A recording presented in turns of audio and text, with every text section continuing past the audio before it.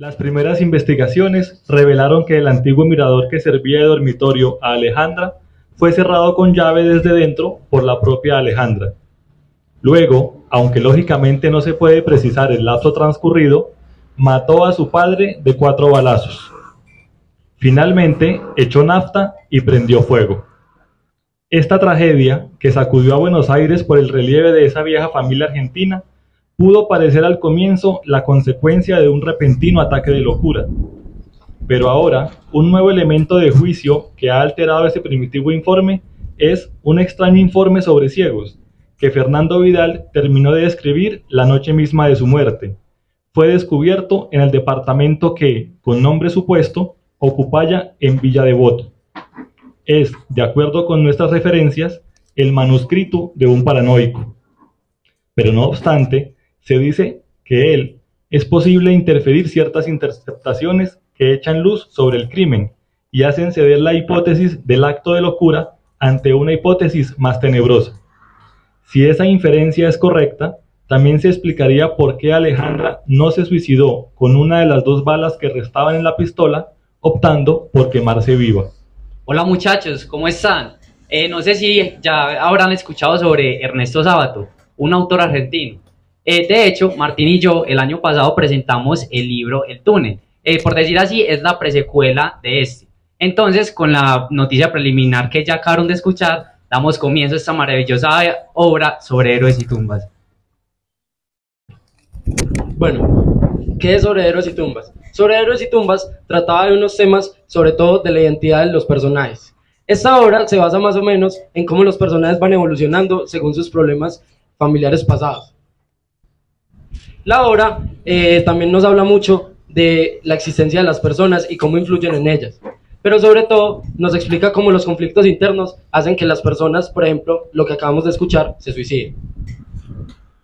Bueno, con lo que acabamos con esto y con lo que escuchamos ahorita, que es la noticia preliminar, podemos ir cogiendo un hilo, ir jalándolo, ¿cierto? Cada vez buscando algo más de la historia, ya que esta es, por decir así, el final de este relato, que nos cuenta cómo Alejandra asesina a su padre y después se suicida, esta siendo incinerada. Esta historia comienza en una conversación entre Martín y Bruno, quienes son 2 amigos que comparten una relación y, por decir, una conexión con la familia de los Villalolmos, quienes son los padres, por decir así, la familia de Alejandra y de Fernando, que es el padre de ella.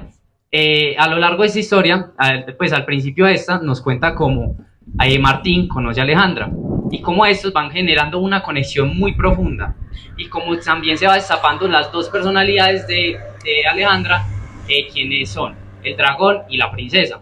Estas se pueden ver, por decir así, también en el nombre del primer capítulo del libro, que también se llama así, mostrándonos, por decir así, las 2 personalidades de ella. El dragón siendo la personalidad oscura que nos muestra como los demonios de su pasado sobre los que ella se enfrentó. Y también nos muestra a la princesa, siendo la parte bella, carismática y hermosa de Alejandra. A lo largo de estas ya nos van contando la historia de cómo se relacionaron, sobre la historia del pasado de Alejandra, sobre su relación con sus padres y con su siniestra familia. También en el tercer capítulo, este tercer capítulo es un manuscrito escrito por Fernando Vidal Olmos, quien es el padre de Alejandra.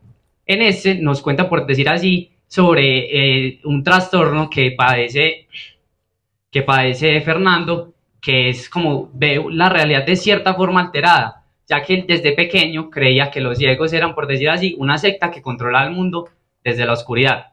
Toda la familia de Alejandra y de Fernando, pues, o sea, que de los Villalolmos, se envuelta llena de trastornos psicológicos, ya que estos todos tenían ciertos tipos de demencia, como se ve mucho en el relato que nos cuentan que muchos parientes de ellos padecen de estas enfermedades de locura y de trastornos. También se nos menciona como Martín al principio de la historia también padece un poco de todos estos trastornos, ya que él viene de una familia disfuncional donde el padre de él es un pintor fracasado y su madre es una madre que siempre lo rechazó y que de hecho le decía a él que lo quería abortar y que nunca lo quiso tener. Al final, en el cuarto capítulo, nos cuentan cómo Bruno tiene una relación, por decir así, o quiere ya tener una relación íntima con la mamá de Alejandra, quien es Georgina, y que Georgina es la prima de Fernando, el padre de Alejandra, mostrándonos por así decir la sociedad y la cultura de en este entonces. Ya después de esto se nos cuenta, como por decir también, el inicio de la historia, pues que es donde Alejandra asesina a Fernando, su padre, y termina incinerándose. Ya dándonos con esto, por decir así, Martín se encuentra traumado y se encuentra, por decir, muy triste sobre estos hechos que acontecieron, y ya después él decide irse para la Patagonia para olvidar su pasado y empezar una nueva vida con Biuchis, un camionero que conoció en la primera parte del libro. Bueno, nosotros como grupo leímos 2 ediciones de este libro, una de la editorial Bucket y una de la editorial Austral. La única diferencia entre estos 2 libros es que el de la editorial Bucket cuenta con 508 páginas y el de la editorial Austral con 403, pero las 2 ediciones cuentan con los mismos 4 capítulos: El dragón y la princesa, Los rostros invisibles, Informe sobre ciegos y Un dios desconocido. Esta obra cuenta con 2 tipos de narradores, uno en tercera persona, que nos cuenta toda la trama de la obra como alguien externo, y el segundo sería Fernando Vidal Olmos, que se ve principalmente en primera persona en su manuscrito Informe sobre ciegos. Bueno, este autor no nos habla mucho de tiempos ambientales, pero sí que nos menciona algunas estaciones como otoño e invierno para darle como un contexto más oscuro a la trama.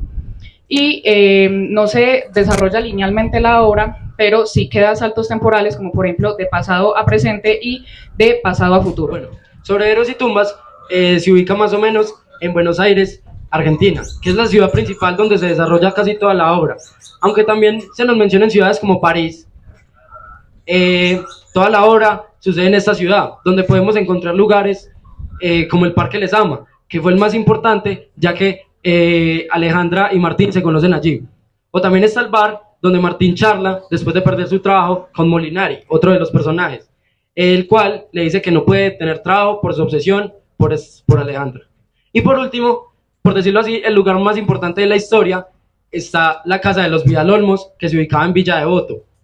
Esta es donde Martín y Alejandra desarrollan la mayoría de la parte de su relación, ya sea discutiendo o conversaciones normales. Listo, para darnos, por decir así, un contexto sobre la construcción y la escritura de esta obra, ¿qué pasaba en la época de los 60? La época de los 60 fue una de las épocas más relevantes para la historia de la humanidad, ya que en esta se dieron una gran cantidad de avances científicos, tecnológicos, como también cambios en la cultura, en la sociedad y en los movimientos políticos y sociales de esta época. Uno de los más importantes, por decir así, como entre políticos y sociales, es la construcción del Muro de Berlín, ya que esta muestra como los problemas de la sociedad y cómo estos se logran transmitir en estas partes del mundo y también cómo se transmiten al resto de los continentes. También en esta época se da la Guerra Fría, la cual es una gran contribución a los avances tecnológicos y científicos, porque por si no muchos sabían, las guerras son las que más avances tecnológicos y más descubrimientos nos dan, porque son los que requieren avances para poder decir así, dar una mejor pelea frente a los combatientes.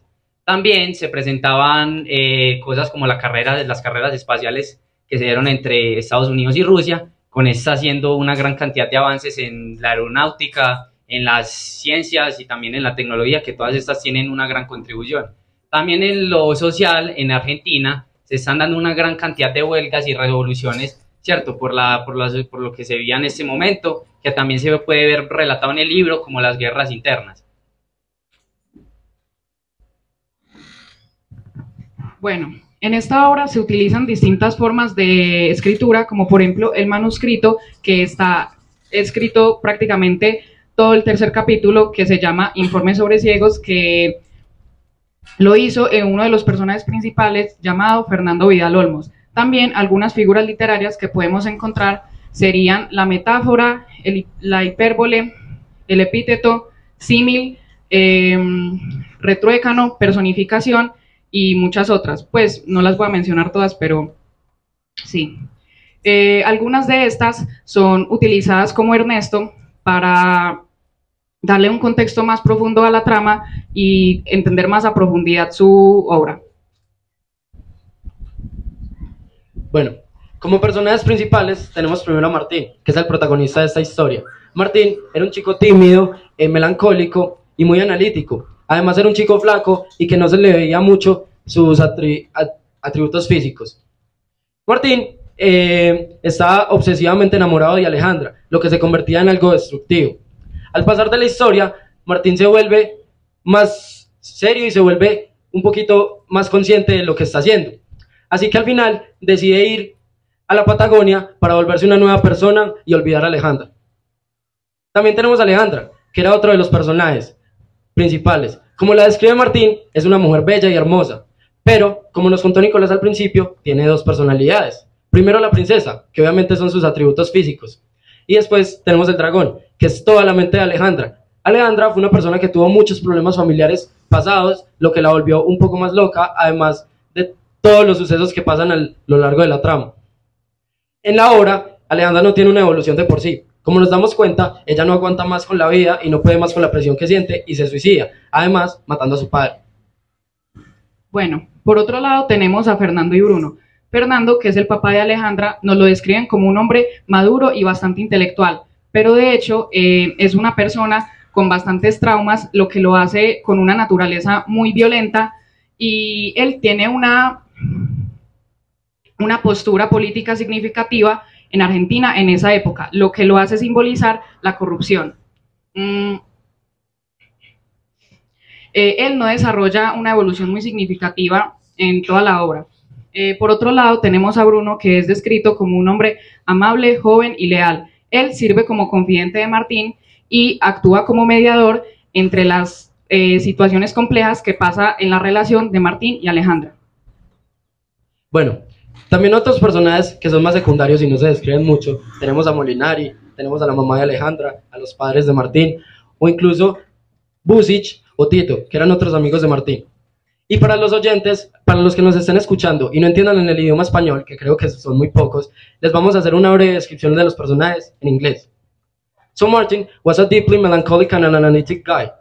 He was very obsessed with Alejandra, and that love makes him destructive. Throughout the story, Martin was evolving to becoming a more mature person. In the final part of the story, Martin goes to the Patagonia in Argentina to make a new person and forget about Alejandra. Okay, so one of the other main characters of our story is Alejandra. Alejandra is a very mysterious woman, but she's beautiful. We can say that she has two personalities, as we first say, the dragon and the princess. The dragon being the dark part of Alejandra that symbolizes all her past demons, and the princess being all the beauty that she's got on her physical aspect. Alejandra doesn't like make any evolvement throughout the story because she says it like what she is. She is what she is, and she can change, so that results in the death of on the suicide of her and the death of his father. Okay, first of all, Fernando is a very mature and intellectual man from the upper class. He shows us a very manipulative nature and a violent side of his life. His relationship with his daughter Alejandra is essential in the book to understand his dark and perverted personality. On the other hand, we have Bruno, who is described as a kind and loyal man. He serves as a confidant and offers support to Martín and Alejandra during complex situations. Bueno, ¿quién era el autor de esta obra? Ernesto Sábato nace en el año 1911 en Rojas, Argentina, que era una provincia de Buenos Aires. Este realizó toda su primaria y secundaria allá. En la universidad conoce al amor de su vida, Matilde Kuminski, con la cual, después de 3 años duraderos como pareja, tienen 2 hijos y se casan. Los hijos son Mario Sábato y Jorge Francisco Sábato. Sábato empezó con su pasión por la literatura, escribiendo artículos en revistas como Sur y Teseo, pero su primera obra fue la que nosotros, Nicolás y yo, expusimos el año pasado, El Túnel, que a día de hoy sería la más famosa. También la obra que les estamos exponiendo, Sobre Héroes y Tumbas, sale a la luz en 1961, volviéndose otra de las obras más exponentes en el siglo XX en la literatura latinoamericana. Sábato también tiene otros ensayos o obras, como por ejemplo Abaddon el Exterminador o Hombres y Engranajes. Este gana distintos premios a lo largo de su carrera como escritor. Por ejemplo, el premio de la Consagración Nacional de Argentina, que lo gana en el año 1975. El año posterior gana el mejor premio a la mejor novela extranjera de Francia. Y ese mismo año gana ese mismo premio sobre la misma obra, Abaddon el Exterminador, en Italia. Y 2 años después se le reconoce como el comandante de la Legión de Honor en Francia. Aparte de su carrera como escritor, Sabato también defendió mucho los derechos humanos en Argentina y en Latinoamérica. Este fue consagrado como el presidente de la desaparición de personas en Argentina. En los últimos años antes de su muerte, Sabato empieza a sufrir problemas de visión y además 5 meses antes de su muerte le surgió una bronquitis, lo que la lleva a una neumonía, muriendo 55 días antes de cumplir 100 años, el 30 de abril de 2011. También, para los que se quieran leer el libro en inglés y quieran conocer del autor, les tenemos una descripción de este, también en este idioma. Okay. Ernesto Sabato was a great exponent of Latin American literature in the 20th century. Besides being a writer, he was also recognized for being an essayist and a social scientist. He was born in Rojas, Argentina, a small province in the town of Buenos Aires. The population of Rojas is recognized for their economy is based in agriculture, including small services and service enterprises. Okay, so Ernesto was the second to last children born of the marriage of Francesco Sabato and Giovanna Maria Ferrari, an Italian immigrant family that lived in Argentina. Ernesto started did his elementary school in Rojas. Later, when he was 13 years old in 1924, he started attending to high school in the National School of La Plata. Then 5 years later, he will start his studies in physics at the National University of the same place. Then he started pursuing a doctorate in physics in Paris. Ernesto met the love of his life, Matilde Commisi, in 1933 when he was a university student. He lived with her for 3 years, and then he got married with her and got two kids, Mario and Jorge Federico. Okay, so as a writer, Sabato have won many awards. First, we have the National Consecration Award in Argentina in 1975. Then, the year prior, Sabato won the award for the best foreign novel for the work Abaddon the Exterminator. That same year, won the same award from the same book. 2 years later, he was awarded with being the commander of the Legion of Honor in France. Apart from his career as a writer, he also was recognized for being a person who fights for the human rights in Latin America and Argentina. Ernesto began to suffer several vision problems before his death. He also started suffering from bronchitis, and he died on April 30 in the early hours of the morning in his house in Buenos Aires,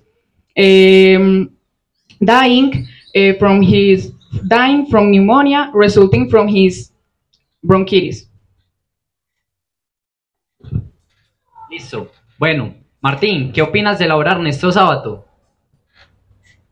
Pues la verdad, después de haberme leído El túnel, a mí me interesó mucho esta obra y decidimos leerla, lo cual me atrapó mucho. Aunque sea una obra muy larga, como ya les comentó Majo, de más de 400, 500 páginas, es una obra que lo atrapa a uno mucho si le gustan los temas de misterio y temas un poco oscuros.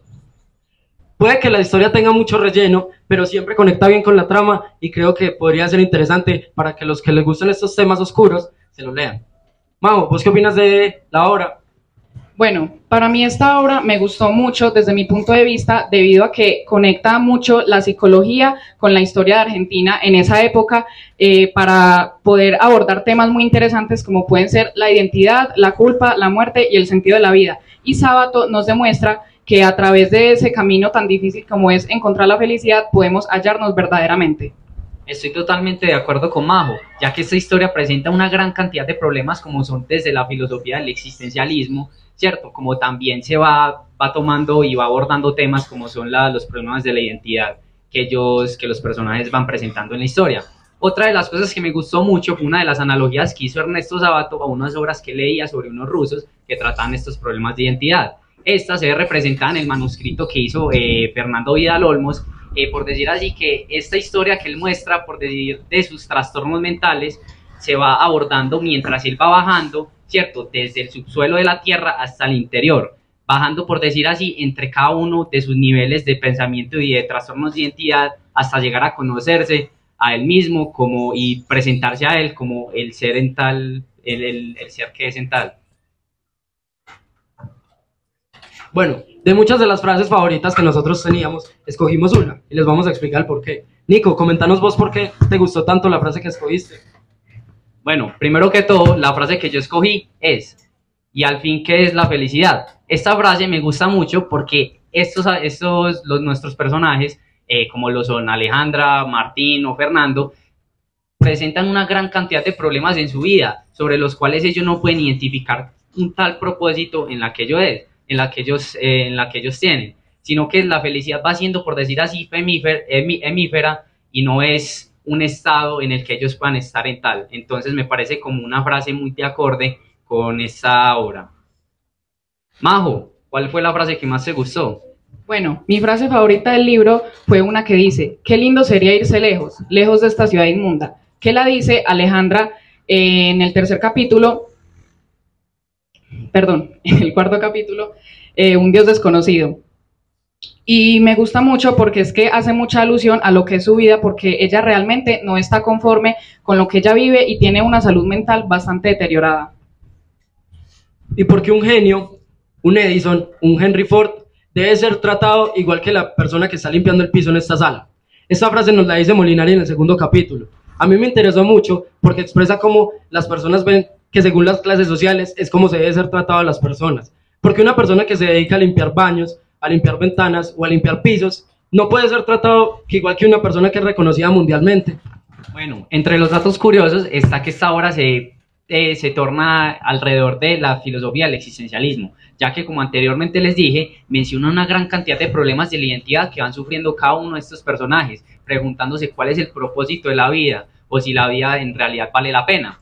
Entre estos se puede ver de forma implícita a Martín, ya que él nunca tuvo un propósito, por decir así, de su vida y siempre se dedicaba a divagar en el Parque Linares.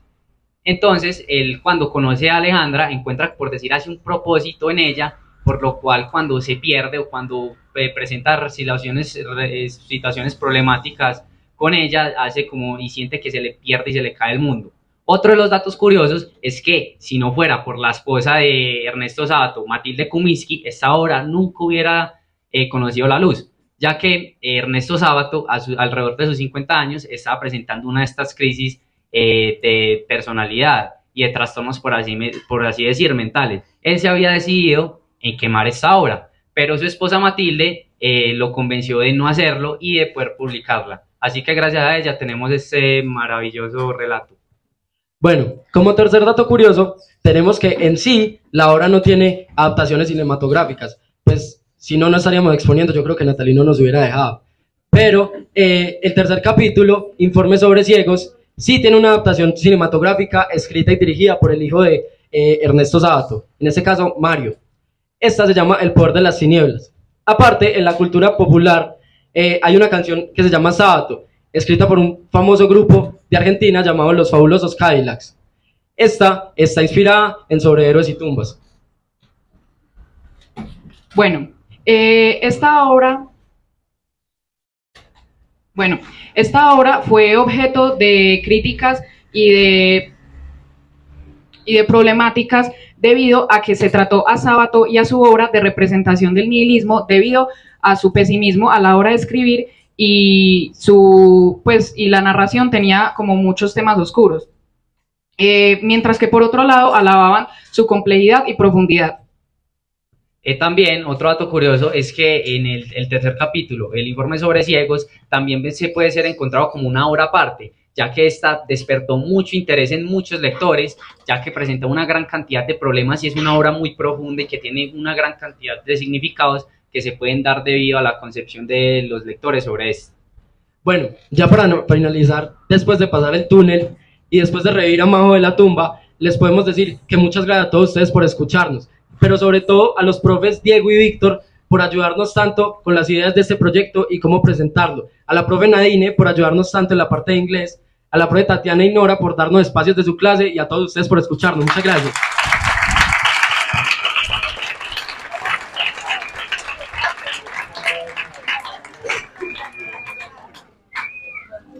Un poco adelante. Les digo que nos acaban de dar una cátedra de literatura latinoamericana como se encuentra en muy pocas partes. Han hecho un análisis profundo, valioso, atractivo. Señalaron los rasgos principales de esta obra, el nihilismo, los aspectos oscuros de ella, las dificultades mentales de Ernesto Sábato, que fue lo que quiso transponer ahí en ese libro, y que ese no es un libro fácil de leer. Por eso realmente les admiro esa capacidad, esa entrega y no haberse dejado vencer con él y lograr transmitirlo de forma tan maravillosa como lo hicieron. Y vuelven ustedes a dejar en alto los aportes de los profesores de inglés y sus capacidades para manejar este segundo idioma, porque lo hacen excelente, muy seguros, muy tranquilos. Y personalmente te presento mi respeto, María José, porque has mostrado tu crecimiento del principio del año a esta etapa. Eres una nueva María José, grande, significativa, importante, que estoy seguro va a darle muchas satisfacciones a la familia. Y ustedes dos, ni se diga, ya estábamos acostumbrados a verles esto. Démosle el aplauso de reconocimiento a ellos.